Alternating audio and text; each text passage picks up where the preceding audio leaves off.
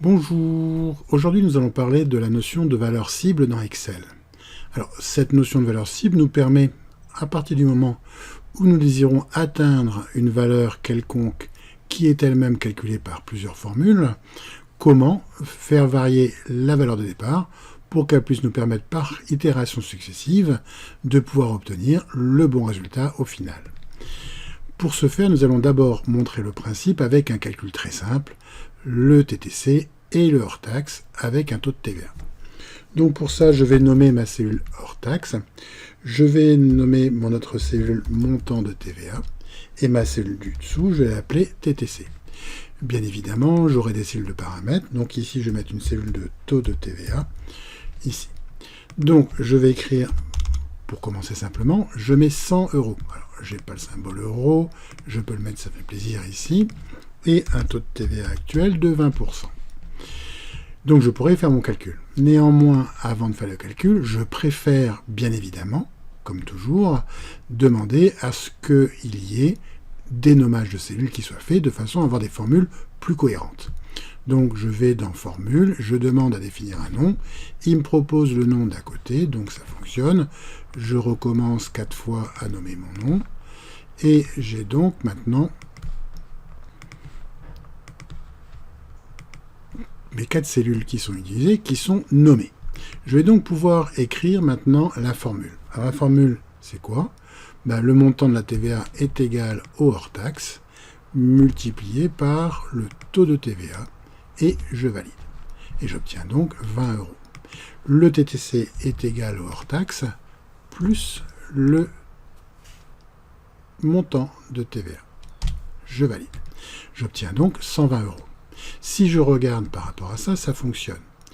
Je pourrais me dire, éventuellement, je voudrais avoir un prix de grande surface, c'est-à-dire ici 99 €. Donc, pour ce faire, soit je vais me dire, je vais y aller par itération successive manuelle. Je vais dire, si je mets 80 €, j'obtiens un peu trop bas. Je vais mettre 82 €, un peu trop bas. Je vais mettre 84 €, un peu trop. Et je pourrais, comme ça, jusqu'à trouver la bonne solution. Je pourrais aussi, en me servant des fonctions inverses, me dire que ça, c'est égal à quoi? C'est égal à 99 divisé par 1,2.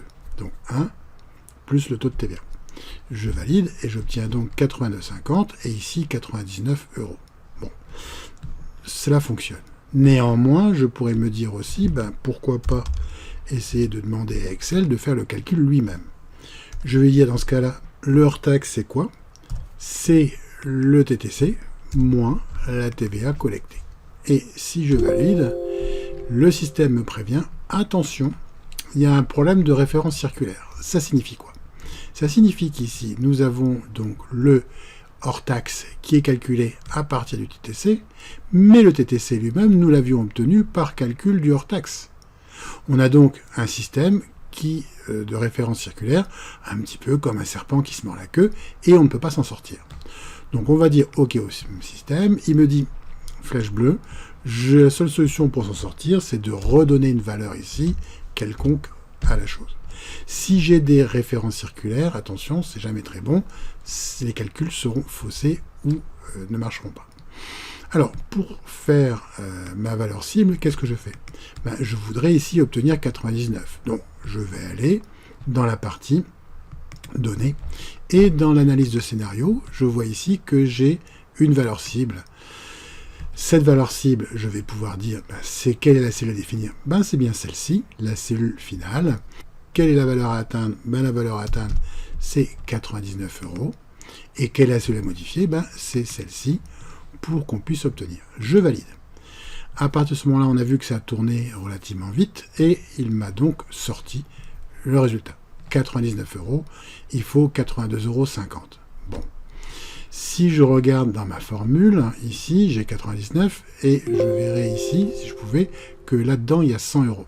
C'est-à-dire qu'en fin de compte, il a gardé les 100 €, mais si je valide, je vais mettre 82,50 € dans leur taxe, sinon je reviens avec ma valeur de 100. Je valide, et donc j'ai bien obtenu mon système de calcul qui fonctionne. Donc là, c'est relativement simple, on a vu différentes façons de s'en sortir. Mais on va essayer de prendre un système plus complexe, où il y a de nombreux calculs qui sont itérés les uns après les autres, et en cascade. Et donc, le fait de modifier une valeur va me faire modifier plein de calculs, avec des sommes, des multiplications, des additions, des soustractions, tout ce que vous voulez comme calculs divers et variés, et que ce serait relativement difficile de faire ce calcul par rapport à ça. Je vais donc pouvoir aller chercher une fiche de paye, par exemple, où il y a plein de calculs qui sont faits. Je vais donc taper ici fiche paye Excel. Je valide et je vais chercher donc une fiche de paye. J'en trouve une ici, par exemple, que j'ai déjà téléchargée, mais vous pouvez en chercher une autre. Éventuellement, on aurait pu poser la question file type de .xls ou xlsx pour avoir des fiches de paye sous Excel. Mais ça n'a pas trop d'importance par rapport à ici. J'ai donc une fiche de paye ici 2018, celle-là est intéressante, mais si je regarde ici, j'ai juste le montant brut et je n'ai pas le calcul horaire. Alors que dans ce cas-là, ici j'ai un montant, un salaire net brut aussi, mais j'ai surtout ici donc le taux horaire et le nombre d'heures qui sont faites. Bon. Je vais prendre celle-là, elle me plaît mieux. Donc je vais demander à l'enregistrer. Je ne l'ouvre pas bien évidemment, parce que si je l'ouvrais et qu'il y a un macrovirus dedans, j'infecterai mon ordinateur. Donc première étape, je vais donc la télécharger. Elle est téléchargée, je vais aller voir dans mes outils de téléchargement. J'obtiens ici une feuille, je pourrais l'ouvrir, mais je ne l'ouvre pas. Je vais préférer d'abord aller chercher un site qui s'appelle Virus Total. Alors je pourrais le passer à mon antivirus de base, mais un antivirus n'est jamais fiable à 100%. Je vais donc le faire passer plutôt avec un système qui s'appelle Virus Total, qui fait partie du groupe Google et qui va analyser mon fichier sur un ensemble d'antivirus existants. Donc je vais choisir un fichier, mon fichier ici, et je demande à l'analyser. Il me dit que l'analyse a déjà été faite. Je pourrais la relancer éventuellement, elle a été faite il y a 3 jours, 10 heures, parce qu'il a calculé par rapport au checksum de mon fichier.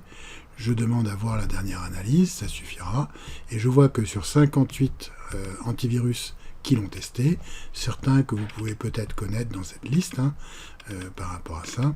Donc sur les 58 antivirus qui l'ont testé, aucun n'a trouvé de virus.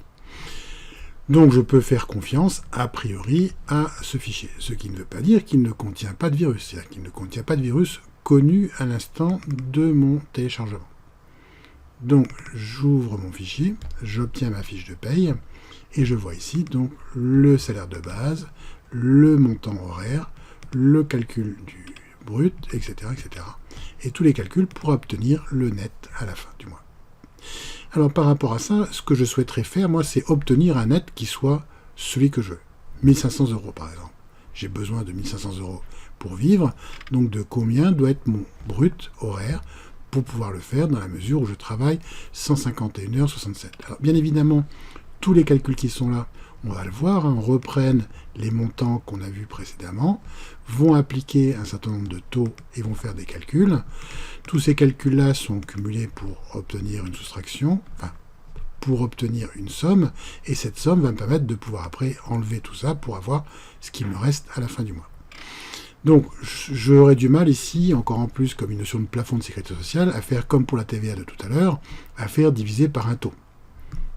Je pourrais éventuellement dire, ben voilà, je peux néanmoins mettre un chiffre arbitraire ici, 10 €, 12 €, 11 €, et voir ce que ça donne. Mais comme on voit que, et encore là, c'est pas très loin, mais ça peut être sur d'autres feuilles ou très loin, c'est pas forcément quelque chose qui est facile à manipuler. Donc, on va utiliser pour ça la valeur cible. Alors, ce genre de calcul existe réellement, par exemple pour les intermittents en spectacle, qui eux demandent d'être payés en net à payer. Et si vous voulez négocier aussi un salaire auprès de votre employeur, que ce soit un premier boulot ou un autre contrat, il faudra en tous les cas avoir calculé ce que vous voulez net in the pocket, et à partir de là, donc, savoir combien ça fait en brut, multiplié par 12, pour avoir le brut en kilo-euros que vous voulez annuel, qui est éventuellement à négocier après les avantages divers et variés que peut présenter l'entreprise. Donc, par rapport à ça, je vais faire mon calcul. Je vais donc dire, alors je vais me mettre ici pour qu'on voit bien justement l'incidence que ça. Je vais donc qu'on n'a pas vu tout à l'heure avec la feuille, le hors-taxe LTTC. Je retourne ici dans la partie données, analyse de scénario dans la prévision. Je demande toujours valeur cible. Je dis quelle est la valeur cible? Eh ben non, la valeur cible, c'est pas celle-là. La valeur cible, c'est celle-ci. Moi, je veux 1500 € et je dis que la cellule à modifier, c'est celle-ci. Et donc, j'ai bien mon 9 € qui est ici, là. Si je demande OK, il me fait un stand d'itération successive et il me sort que là, j'ai un montant de 12,58 € horaire. Et je vois que c'est bien 9 € qui est resté ici. Ce montant me permet d'avoir un brut qui est de 1907,43 € et en fonction de cela, je vois que mon net va être de 1500 € tout rond. Si je valide, mes 12,58 € vont être pris en compte, sinon je reviens en annulant à 9 € de l'heure. Je valide et donc j'ai obtenu mon calcul. On voit ici que donc il est intéressant d'utiliser la valeur cible quand on a une équation relativement simple. En fin de compte, on est ici avec une équation du premier degré à une inconnue. Tout simplement, même si ça paraît plus complexe, ça pourrait se résoudre à ça. Mais néanmoins, tant qu'il n'y a qu'un seul paramètre, je peux utiliser les valeurs cibles. Si jamais j'ai plusieurs paramètres qui vont rentrer en compte, je pourrais utiliser d'autres exemples que l'on verra par la suite, dont par exemple le solver. À bientôt pour de nouvelles aventures.